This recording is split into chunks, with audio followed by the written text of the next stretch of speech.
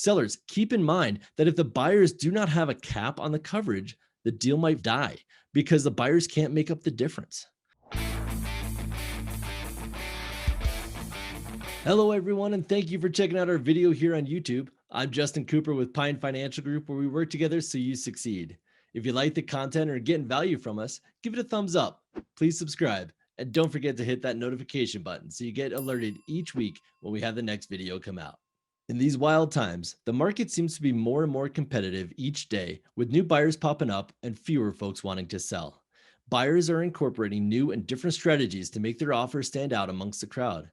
They're removing more and more clauses and protections for the buyer's earnest money and offering more and more money. I actually just saw where a property went over $1 million over the asking price. Now, one of the strategies that folks are using these days is called the appraisal gap coverage. What folks are doing in today's market is offering to make up any differences between the offered purchase price and the appraised value of the property. The thought here is the offer will be more attractive to the seller because we all know how rapidly the market and values are appreciating, and buyers understand that appraisers might have difficulty keeping up with the rapidly rising values. So buyers are telling the sellers, look, you don't have to worry about the financing or a low appraisal. I'll make up the difference and you will get the amount that I promised. The appraisal gap coverage clause says a buyer will cover the gap between the purchase price and the appraisal if the appraisal is lower than the purchase price. The clause is typically one-sided, meaning the buyer is obligated to bring more money, but the seller does not need to take less than the full purchase price. So here's an example. Let's say the purchase price is $500,000. Typically an 80% loan to value loan, right? So you're getting a loan for 80%. The other 20% would be your down payment, and that would equal the full purchase price. So in this case, 80% of the purchase price, $500,000, would be a $400,000 loan, meaning the 20% down payment would be $100,000. But what if the appraisal does not come back at $500,000? What if it comes in low? Let's say it comes in at $475,000. Then the 80% loan would be $380,000. Now, the down payment to hit the full purchase price is $120,000. So the question then is, where does the difference come from when the borrower promised to pay $500,000? The lender can lend you less money, so the buyer then needs to bring more cash to closing. Buyers are adding these clauses to their contracts without fully understanding the ramifications, the biggest being that they will need to bring more to closing. Most clauses are one-sided in that they specify how much the buyer can cover, say $10,000. They put a cap on the additional funds that they can or will bring.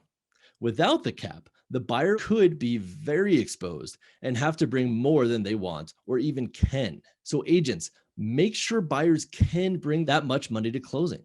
If not, the buyer might lose their earnest money.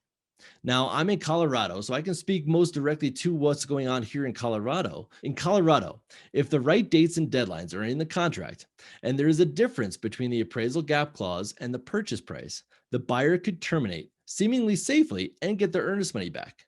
Or the buyer and seller could negotiate. Buyer could offer more in gap coverage, or the seller could lower the purchase price, or both, and they can meet in the middle. If two parties are not in alignment, in Colorado, the buyers need to submit the appraisal objection form. Basically, this is a one-page form saying that there's a problem. The property didn't appraise for the purchase price. And then they would attach the appraisal and submit it. Now, this form is not part of the negotiation. It just raises a red flag. It just says, hey, we ran into a problem here. Now, without this, the buyer's earnest money is at risk. With this red flag raised, the buyer can now terminate and get their earnest money back. They can come up with the difference over and above what the initial gap coverage was, or the buyer can try to negotiate with the seller and have the seller reduce the purchase price. One important note here is that the seller is not obligated to reduce the price. The risk to the buyer here is that if they dive right into trying to negotiate, some folks, too optimistically about the negotiations, don't send the appraisal objection form. The objection date might pass, and then their earnest money is at risk. So how can folks approach this better? How can we do this better? Well, first off, buyers should and sellers can add a sentence to the clause saying that the purchase price will be revised to the appraised value plus the gap of $10,000, or the purchase price shall be changed to appraisal plus the gap. Now, sellers are not accepting these typically if there's more than one offer on the property. Sellers, keep in mind that if the buyers do not have a cap on the coverage, the deal might die because the buyers can't make up the difference. You do not have to negotiate, although sometimes the first offer is still the best offer, even if you do have to negotiate. So keep your eye on the dates and deadlines to watch for that appraisal objection form. Ultimately, sellers need to understand that the buyer might fall out if they can't cover the full amount, or that they, the seller, might need to adjust the purchase price. Now, I always have to cover my tail, and so I'm not an attorney, I'm not an agent, I'm not an appraiser.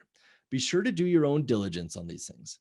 Each state has its own contracts, and they're all a bit different. So be sure to talk to a professional and make sure you understand what your contract says and means, and of course, how that could affect the money that'll be going into your pocket. We're in an amazing time as sellers, and of course, we want to capitalize on it as best we can, but please be careful and make sure you fully understand all the different clauses in the contracts you are entering for your property. Thank you so much for watching. And again, if you like the content and value we at Pine Financial are bringing, be sure to tell a friend, like and subscribe here, and give us a call to see how we can help you finance your next deal. And as always, you can learn more at pinefinancialgroup.com.